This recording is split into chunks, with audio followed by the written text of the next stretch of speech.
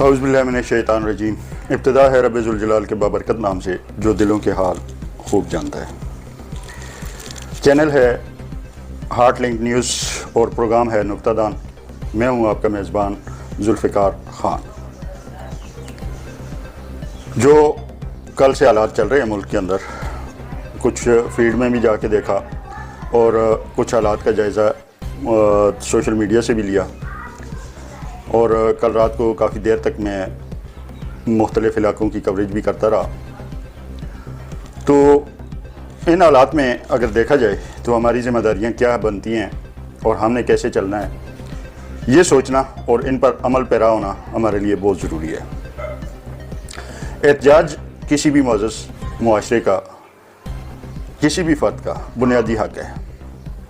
احتجاج ضرور کریں، آپ کو جس چیز سے اختلاف ہے اس پہ اظہار رائے بھی کریں، اپنا احتجاج پرامن طریقے پہ ریکارڈ بھی کروائیں، لیکن گورنمنٹ کی ذاتی پراپرٹی کو یا کسی انفرادی شخص کی ذاتی پراپرٹی کو نقصان پہنچانا کسی بھی صورت نہ تو اخلاقی جواز فراہم کرتا ہے اور نہ ہی قانونی جواز فراہم کرتا ہے، اور نہ ہی قانون آپ کو اس کا حق دیتا ہے۔ آپ اپنا احتجاج ضرور ریکارڈ کروائیں، ایک جگہ اکٹھے ہوں، پرامن طور پہ آپ نعرے بازی کریں، اور وہ بھی اخلاق کی حدود کے اندر رہتے ہوئے کریں۔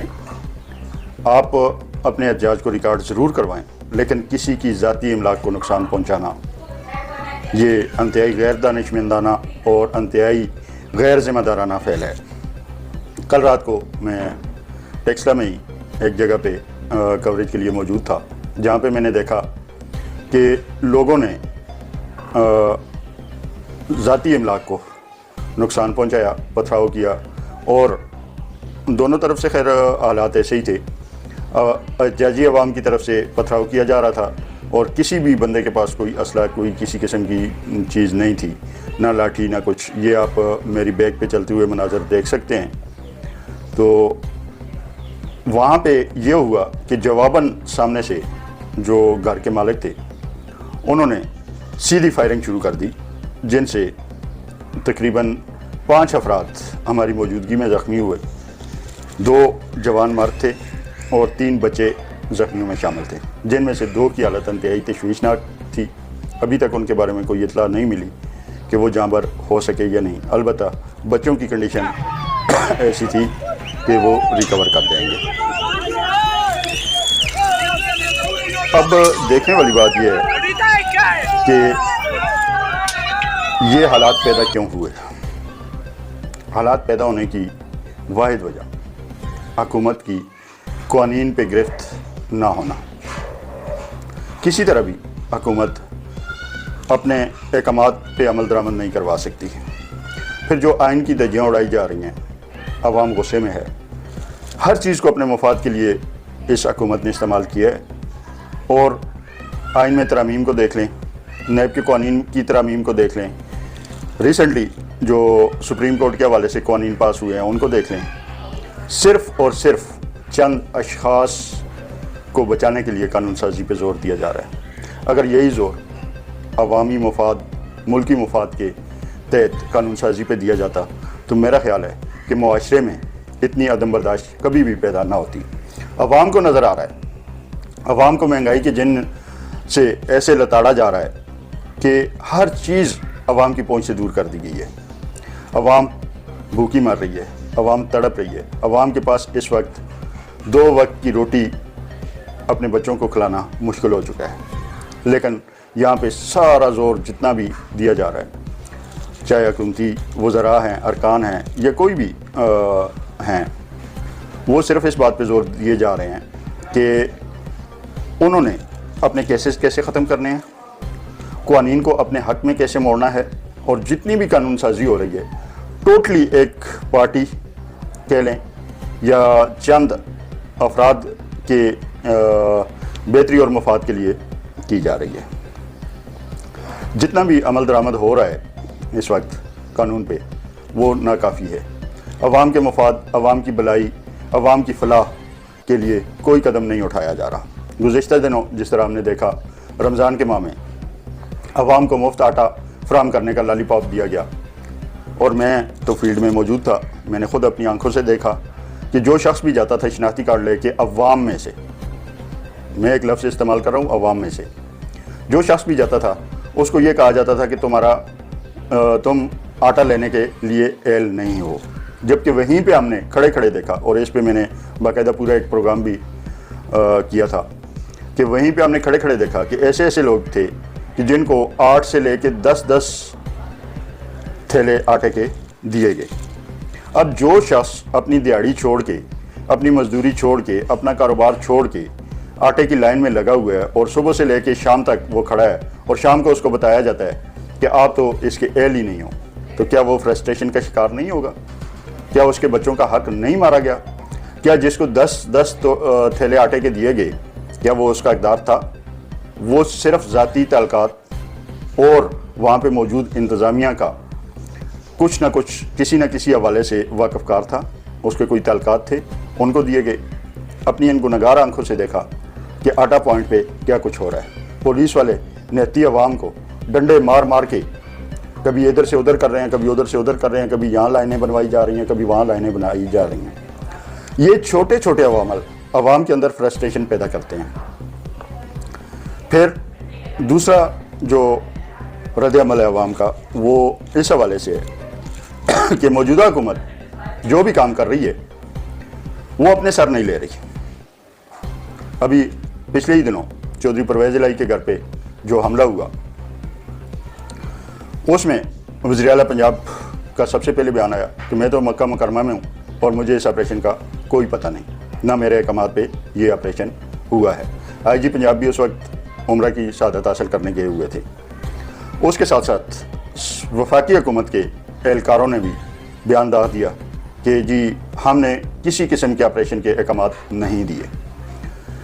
اب سوچنے اور سمجھنے کی بات یہ ہے کہ جب وفاقی حکومت نے بھی ایسے کوئی احکامات جاری نہیں کیے اور صوبائی حکومت بھی اس سے انکاری ہے، تو پھر تیسرا کون رہ جاتا ہے؟ پھر ہمارے دفاعی ادارے ہی رہ جاتے ہیں۔ حکومت نے سیدھا سیدھا اپنے کیے کرائے کا الزام ہمارے دفاعی اداروں پہ ڈال دیا۔ جب آپ اپنے سر الزام نہیں لے سکتے یا اپنے گناہوں کو اپنے سر نہیں لے سکتے تو آپ دوسروں پہ الزام کیوں لگاتے ہیں؟ کیوں عوام اور دفاعی اداروں کے درمیان خلیج پیدا کرنے کے لیے ایسے بیانات جاری کرتے ہیں جو انتشار کا باعث بنتے ہیں؟ اب جو بھی ہو رہا ہے اس حکومت کی ناقص پالیسیوں، ناقص ویژن تو ان کے پاس ہے ہی کوئی نہیں۔ ان کا صرف ایک ہی ویژن ہے کہ ہمارے کیس ختم ہوں اور آنے والے وقت کے لیے ہم کسی طرح انتخابات جیت کر دوبارہ سے حکومت میں آ جائیں۔ آج کی تازہ ترین خبر یہ ہے کہ پنجاب کو فوج کے حوالے کیا جا رہا ہے۔ ابھی چند دن پہلے تک سپریم کورٹ کے فیصلے کے مطابق سپریم کورٹ میں یہ بتایا گیا کہ جی ابھی ہمارے پاس سرکاری ادارے اور سیکورٹی ادارے میں اتنی گنجائش نہیں ہے کہ وہ الیکشن کے لیے سیکورٹی فراہم کر سکیں۔ کل تک آپ کے پاس اتنی نفری نہیں تھی کہ آپ ایک صوبے میں الیکشن کروا سکیں، اور آج پورے کا پورا صوبہ آپ اسی سیکورٹی ایجنسیز کو دے رہے ہیں۔ یہ ایک سوالیہ نشان ہے کہ کل تک آپ الیکشن کروانے کے لیے تیار نہیں تھے سیکورٹی ریزنز کی وجہ سے، اور آج وہی صوبہ آپ نوٹیفیکیشن اس کا جاری ہو چکا ہے، وہی صوبہ آپ فوج کے حوالے کر رہے ہیں سیکورٹی ریزنز کی وجہ سے۔ تو کیا اس کی آپ وضاحت کریں گے عوام کے سامنے آ کر کہ جس الیکشن کے لیے آپ کے پاس سیکورٹی نہیں ہے تو وہاں پہ پورے کا پورا صوبہ آپ کیسے ان کے حوالے کر سکتے ہیں؟ کیا آپ ان کو بارڈر سے اٹھا کے لا رہے ہیں؟ تو یہ بھی آپ کی کمزوری ہے۔ کہیں اور سے اگر لا رہے ہیں جس پوزیشن پہ وہ موجود ہیں اور جہاں ان کی زیادہ ضرورت ہے، کیا ان کا وہاں رہنا زیادہ ضروری نہیں؟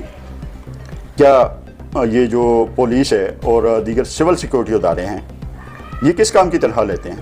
یہ امن و امان کی بحالی نہیں کر سکتے تو ان کا کیا کام ہے؟ رات کو میں نے دیکھا جہاں پہ ٹیکسلا کے اندر احتجاج ہو رہا تھا، وہاں پہ پولیس فورس اسی رہنما کے گھر میں، جس کی رہنما کے گھر پہ پتھراؤ کیا جا رہا تھا، اسی رہنما کے گھر کے اندر چھپی ہوئی تھی۔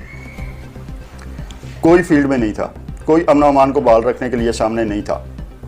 اندر ان کو پولیس والوں کو اندر موجودگی کے دوران ہی کچھ پتھر وغیرہ لگے اور ایک ایس ایچ او اور ایک جوانوں کے معمولی زخم آئے ہیں، SHO کے بارے میں بتایا جا رہا ہے کہ وہ شدید زخمی ہوا ہے، دیگر جوانوں کو معمولی زخم آئے ہیں.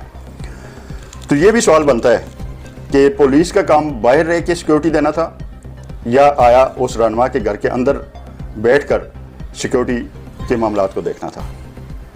یہ ساری چیزیں سامنے لانے کے لیے اور ان پہ کام کرنے کے لیے بہت بڑا دل گردہ چاہیے. یہ حکومت ہر حال میں عوام کو ریلیف دینے میں مکمل طور پر ناکام ہو چکی ہے. عوام ہر جگہ ذلیل و خوار ہو رہی ہے. 1000 روپے دیہڑی لینے والا شخص اس وقت خون کے آنسو رو رہا ہے، اس کے گھر کے اخراجات پورے نہیں ہو رہے. اور سونے پہ سہاگا یہ کہ جو 1000 روپے دیہڑی لے رہا ہے وہ بھی اس کی دیہڑی لگاتار نہیں لگتی. ہفتے میں 2 دن یا 3 دن اس کی دیہڑی لگتی ہے اور 4 دن وہ گھر بیٹھ کے گزارتا ہے. کیوں کہ کنسٹرکشن کے کام میں زیادہ تر مزدوری ہے اور کنسٹرکشن کا کام مٹیریل کی مہنگے ہونے کی وجہ سے مکمل طور پر بند پڑا ہے. خدا را میری اپنے حکمرانوں سے اور اپوزیشن پارٹی سب سے یہ گزارش ہے کہ اس عدم برداشت کے رویے کو ختم کریں، کرسی کے کھیل کو بند کریں اور اس عوام کی طرف توجہ دیں. ان کو بہلانے، ان کی بہتری کے لیے، ان کی آسانیوں کے لیے اقدامات اٹھائیں، ان کو ہر طرح کی ریلیف دینے کے لیے اقدامات اٹھائیں. پھر آپ کو الیکشن سے بھی بھاگنے کی ضرورت نہیں پڑے گی. آپ بے فکر ہو کر الیکشن میں کود پڑیں گے کیونکہ آپ کو پتہ ہوگا کہ ہم نے اس عوام کے لیے کام کیا ہے. کل کو اگر ہم الیکشن میں آتے ہیں تو یہ عوام بے خوف و خطر ہمیں ووٹ ڈالے گی. لیکن آج جو آپ کی پوزیشن ہے وہ واضح ہے کہ جو حالات آپ نے اس عوام کے لیے بنا دیے ہیں اس میں آپ کبھی بھی ان سے ووٹ حاصل نہیں کر سکتے. تو میری تمام احتجاجی مظاہرین سے یہ آخر میں ایک دفعہ پھر گزارش ہے کہ احتجاج ضرور کریں، یہ آپ کا بنیادی حق ہے، لیکن پرامن رہ کر. کسی کی ذاتی املاک، سرکاری املاک کو قطعاً نقصان نہ پہنچائیں. جو سرکاری املاک ہیں وہ آلریڈی آپ کے اپنے پیسے سے بنی ہوئی ہیں، آپ اپنا نقصان کر رہے ہیں. آپ جو ٹیکس ادا کرتے ہیں سرکاری املاک انہی سے بنتی ہے اور انہی سے چلتی ہیں. جب آپ ان کو نقصان پہنچائیں گے تو آپ اپنے ذاتی پیسے کا نقصان کر رہے ہیں. لہذا پرامن احتجاج آپ کا حق ہے، آپ کریں. ابھی مجھے ایک اطلاع موصول ہوئی ہے کہ جناح ہاؤس کے اندر بھی احتجاجی مظاہرین نے بہت قیمتی نوادرات جن میں قائد اعظم کا پاسپورٹ اور ان کے استعمال کی ذاتی اشیاء جو رکھی گئی تھی ان کو جلا کر نظر آتش کر دیا ہے اور زیادہ تر اشیاء جو ہیں وہ ناقابل شناخت ہو چکی ہیں. تو یہ زندہ قوموں کا کام نہیں ہوتا. زندہ قومیں اپنے ورثے کو سنبھال کے رکھتی ہیں اور اسے تحفظ فراہم کرتی ہیں، وہ ان کو تباہ نہیں کرتی. میری آپ سب سے یہی گزارش ہے، پرامن رہیں، پرامن رہ کر احتجاج کریں. اپنے احتجاج کا حق ضرور استعمال کریں لیکن کسی کے لیے وبال جان نہ بنیں. اجازت دیجیے اپنے میزبان ذوالفقار خان کو. ملتے ہیں ایک اور پروگرام میں ایک اور موضوع کے ساتھ انشاءاللہ. پروگرام اگر پسند آئے تو چینل کو لائک، سبسکرائب اور ویڈیو پہ کمنٹ کرنا نہ بھولیے گا.